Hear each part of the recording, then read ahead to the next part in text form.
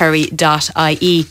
Now, as you'll have heard on Radio Kerry News at lunchtime, the Tralee members of the Irish Taxi Council are to hold a protest here in Tralee town on Thursday.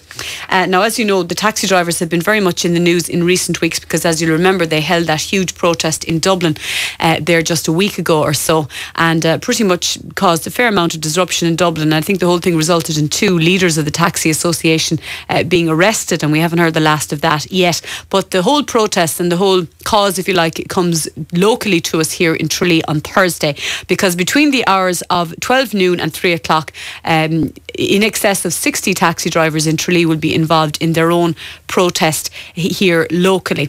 So I decided to find out what all this was about, and I had a chat earlier on with Tom Birmingham, and Tom is the chairman of the Tralee Taxi Association. Well, we're not out to put in to disrupt the public. You know what this is going to be. Hopefully you won't have a chock-a-block of cars blocking the town. So you won't.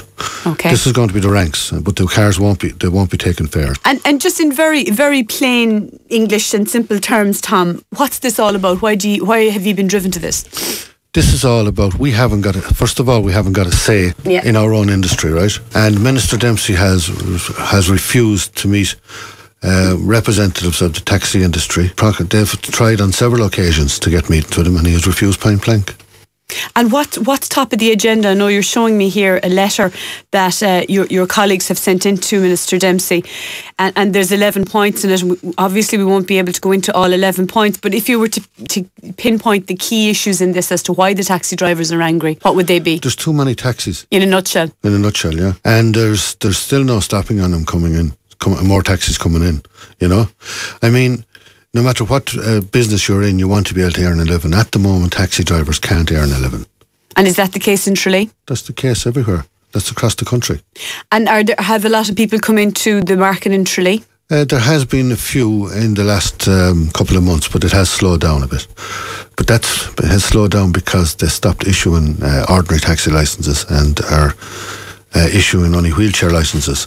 But we've learnt in the last week or so that they're going back on that point, that they're going back issuing ordinary licences again, because there's no one taking up on the wheelchair licences, or there's not a big take up on them. Also, they've went back on the 9-year rule. What's that? The 9-year rule was supposed to be introduced in 2012. It's been brought forward a year. It's going to be introduced now in 2011. And that means when a car is older than 9 years old, whether it passes its NCT test or not, it's no good as a taxi. But if you have an ordinary car of 11 years old and it passes the NCT, it's grand, you can drive away. So I'm trying to figure out what's the difference between a taxi that passes an NCT test and an ordinary car that passes an NCT test.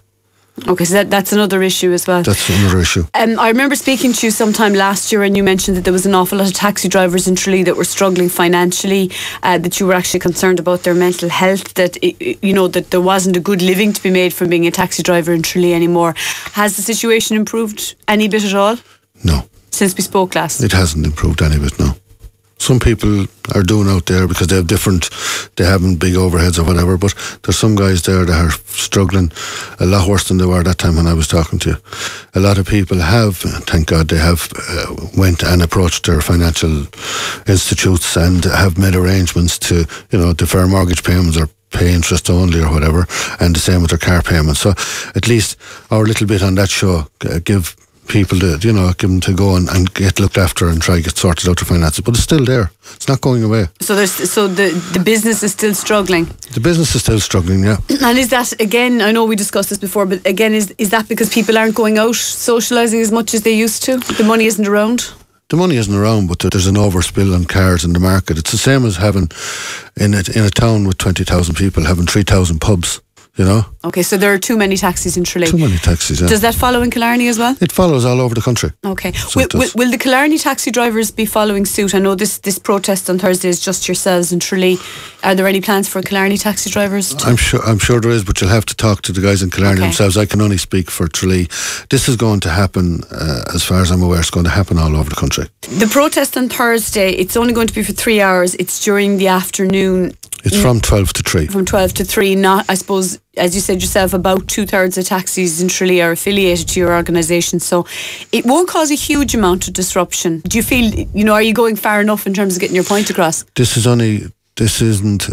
this thing starts, it will go until it finishes, because I think if you ask any taxi driver around the country or around the town in Tralee or anywhere else, none of us can afford to stop work. That's the point. None of us can afford it. I can't afford it, but I'm going to have to. If I want to make a stand on my industry, and if I want to have a say, or if every taxi driver wants to have a say, they have to make a stand. Everybody has to make sacrifices. Nothing good comes easy, So it's up to every individual out there. And I'm hoping every individual will make a decision that they will back the rest of the taxi drivers around the country and get their point across. The reason this is only 3 hours is because most of the politicians are out. And are abroad for Patrick's Day, yeah. They're out of the country at the moment. Could you see it escalating further? With the attitude of the Fianna Fáil government, yes, because I don't think they're going to listen until there is action taken. I'm hoping I'm wrong, but past track records have proven that they don't listen. So could you see a scenario, and again to localise it, Tom, could you see a scenario where the taxi drivers in Tralee will all down tools? They will all be asked to down tools. Yeah. Whether they will or not, human nature is a thing that nobody can, you don't know. Look, people will make their own decisions, and whatever decisions they make, I hope they're the right ones for them, but I hope they will support. Tom Birmingham there, chairman of the Tralee Taxi Association, speaking to me earlier about that stoppage which is due to take place in the town on Thursday between 12 noon and 3 o'clock. If you have any thoughts on that, 083 300 3300. Now, before we go any